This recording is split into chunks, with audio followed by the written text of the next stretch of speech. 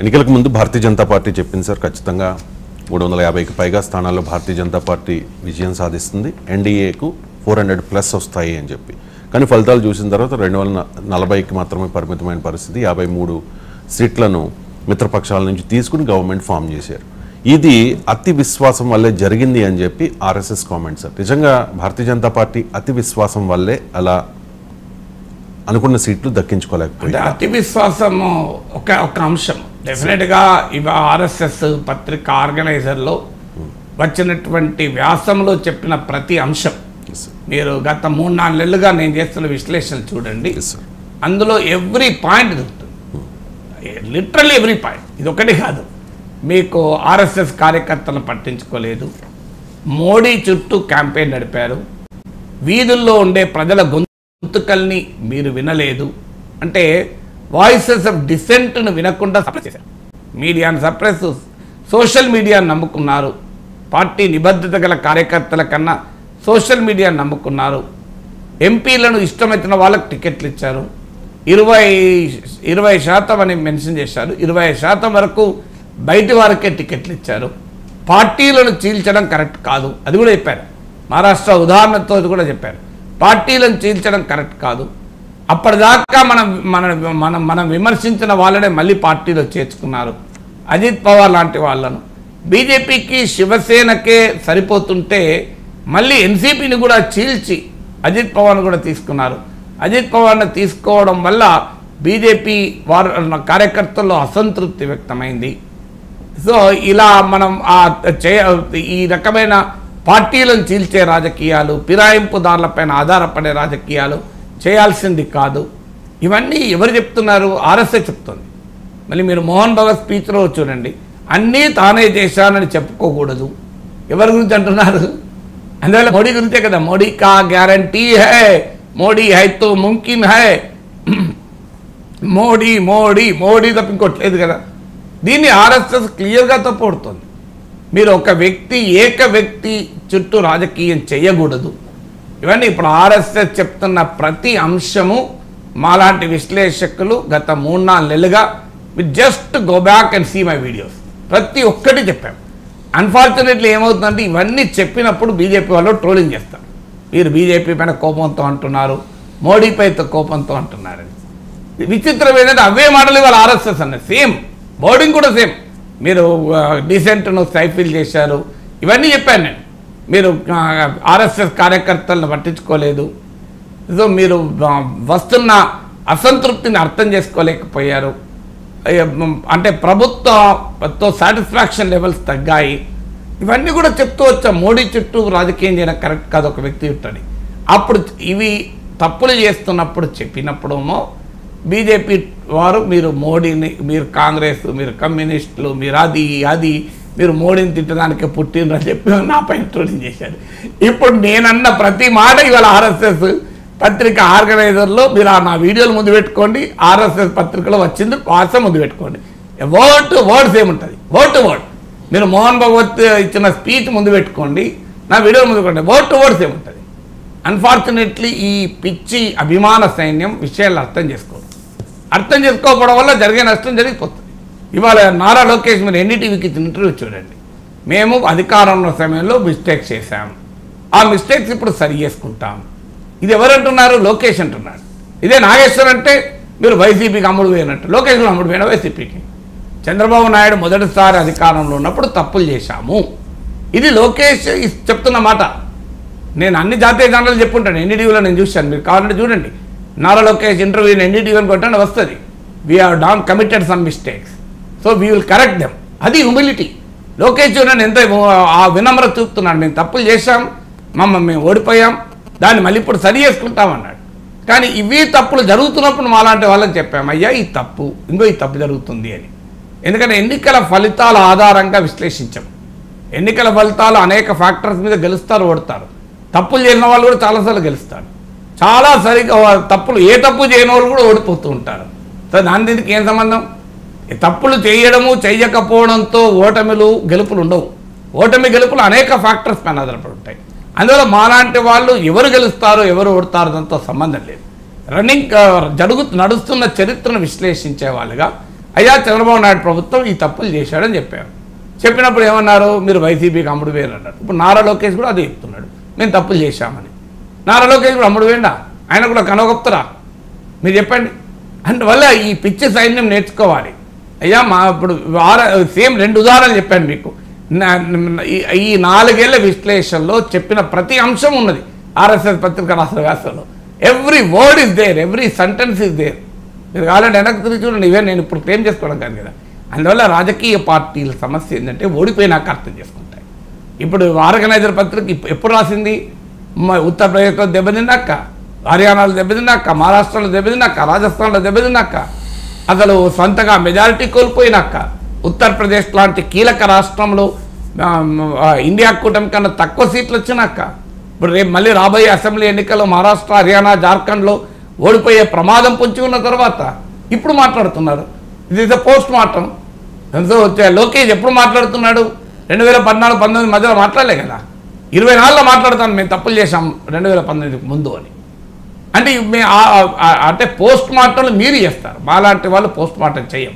మాలాంటి వాళ్ళని చేసే పని ఏంటంటే ఏ ప్రభుత్వమైనా, అది చంద్రబాబు నాయుడా, జగన్తా, మోడీ, మాకు సంబంధం లేదు, మన్మోహన్ సింగ్, జరుగుతున్నటువంటి చరిత్రను జరుగుతున్నప్పుడే విశ్లేషిస్తాం. That is the different. We're running commentary.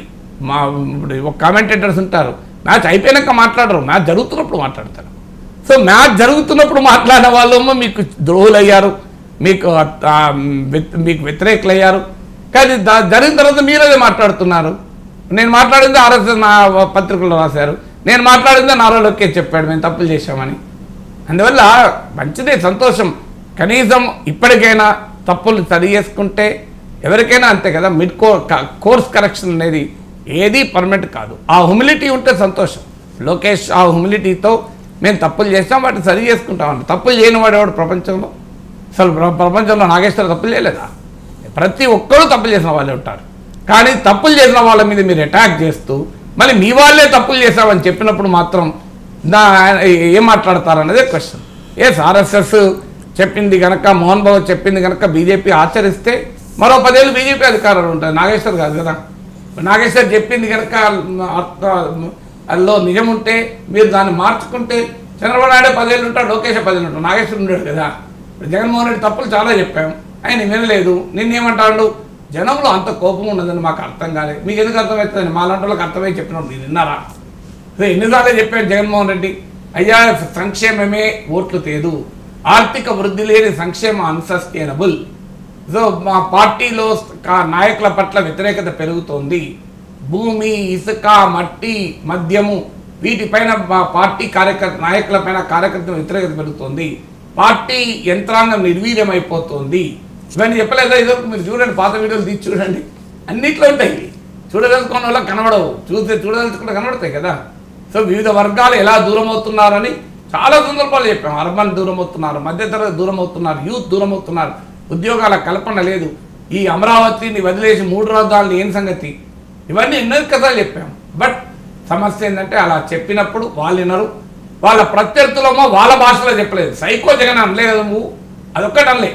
Psycho Jagan అంటేనే నువ్వు విమర్శించినావు, లేకపోతే నువ్వు ఏం చెప్పనట్టు. కానీ వాళ్ళు అంటారు. సో సైకో జగన్ అనే పదం నా నోట్లు వస్తే అప్పుడు కరెక్ట్. నారాసురుడు అని అంటేనే వైద్య పలుకుతుంది. అలాంటి వాళ్ళకి సైకోలు, నారాసుర భాష వాడడం ఉన్న రియాలిటీని చెప్తాను. సంతోషం. ఇవాళ ఆర్ఎస్ఎస్ కూడా చెప్తోంది. ఆర్ఎస్ఎస్ చెప్పిన నాగేశ్వర్ చెప్తే ఎలా వినరు? ఆర్ఎస్ఎస్ చెప్తే నాగేశ్వర్ లాంటి వాళ్ళు చెప్తే వింటారా? రవీష్ కుమార్ లాంటి వాళ్ళు చెప్తే వింటారా? బీజేపీ కనీసం ఆర్ఎస్ఎస్ చెప్పిందని వింటే ఆ పార్టీకి లాభం. సార్, ఇక రాహుల్ గాంధీ చెప్తూ ఉన్నారు, ప్రియాంక గాంధీ వారణాసిలో పోటీ చేస్తే మోదీ ఓడిపోయేవారు అని చెప్పి. ఇక్కడ అజయ్ రాయ్ 4,60,000 ఓట్లు తెచ్చుకున్నారు సార్.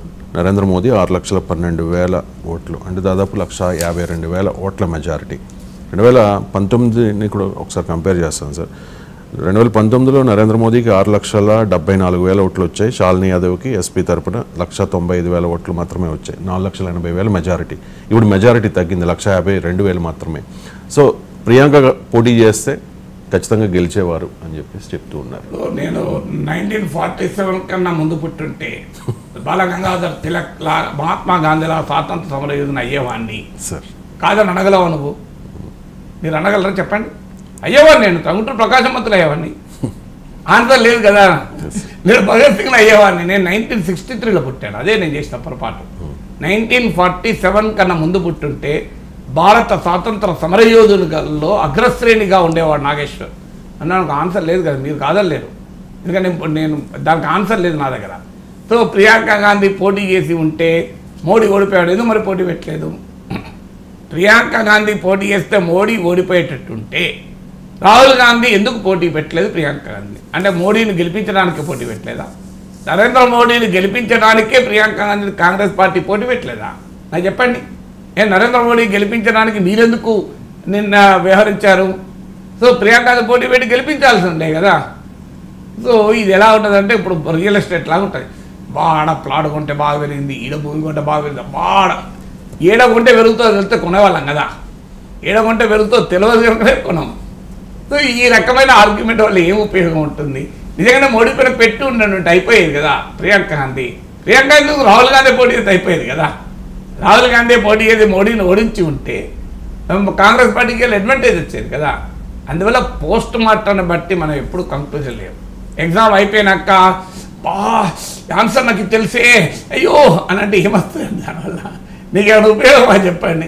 ఆ టైంలో గుర్తు రాలేదు, సి కదా సి కదా సి కదా సి కదా అంటే ఏమొస్తుంది? సి అయిపోయింది కదా నీకు. అందువల్ల దానివల్ల ఉపయోగం లేదు. ఎందుకు రాహుల్ గాంధీ అంటున్నాడంటే ఇప్పుడున్న స్టాటిస్టిక్స్ చూసి అంటున్నాడు అంటే. కానీ రియాలిటీ ఏంటంటే 2014లో 2019లో మోడీ బలమేం పెద్దగా తగ్గలే. మీరు ఇప్పుడు చదివిన ఫిగర్స్లో కూడా ఉంది కదా. మోడీ ఓట్లు తగ్గలే. జరిగింది ఏంటంటే మోడీ ప్రత్యర్థి ఓట్లు కన్సాలిడేట్ అయ్యాయి. మెజారిటీ మోడీకి తగ్గడం అంటే అర్థం మోడీ ఓట్లు తగ్గి కాదు. నాకు తెలిసినంతవరకు మోడీ ఓట్లు తగ్గలేదు. మీరు కూడా ఫిగర్ చెప్పారు కదా 2014, 2019. 6,74,000 in 2019 and 6,12,917 అంటే ఆ మేరకు పెరిగింది కదా. ఓకే, అప్పటికిప్పటికి ఓట్లు కూడా పెరిగి ఉంటాయి. బట్ ఓవరాల్గా మోడీ ఓటింగ్లో మార్పు లేదు పెద్దగా, ఏమైనా మైనర్ అటు ఇటు ఉంటాయి. కానీ జరిగింది ఏంటంటే యాంటీ మోడీ ఓట్ కన్సాలిడేట్ అయ్యింది. యాంటీ మోడీ ఓట్ కన్సాలిడేట్ కావడం వల్ల 4,79,000 మెజార్టీ కాస్త 1,52,000 పడిపోయింది. సో ఇది చాలా మామూలు డిప్ కాదు. నరేంద్ర మోడీకే మెజార్టీ తగ్గింది. అందుకే ఇప్పుడు ఆర్ఎస్ఎస్ పత్రికల వ్యాసాలు వస్తున్నాయి, మోహన్ భగవత్ మాట్లాడుతున్నారు. అందరు ఎందుకు మాట్లాడుతున్నారు? మోడీ ఇమేజ్ దెబ్బతిన్నది, మోడీ అసాధ్యుడు, మోడీని అజేయుడు, మోడీని ఓడించిన ఎవరి తరము కాదు, మోడీని ముట్టుకోలేరు అంటే ఒక కాంగ్రెస్ అభ్యర్థి మోడీని ముట్టుకోవడం కాదు, మోడీ మెజార్టీని 1/3 తగ్గించాడు. స్మృతి ఇరానీని రాహుల్ గాంధీ పిఏ ఓడించాడు, రాహుల్ గాంధీ కాదు. అంటే ప్రజలు ఎంత మార్పు చేస్తే ఒకసారి ప్రజల ముందు ఎవరు కాదు, ఎంతటి బలవంతులైనా ప్రజల ముందు ప్రజా తీర్పు ముందు తల వంచాల్సిందంతా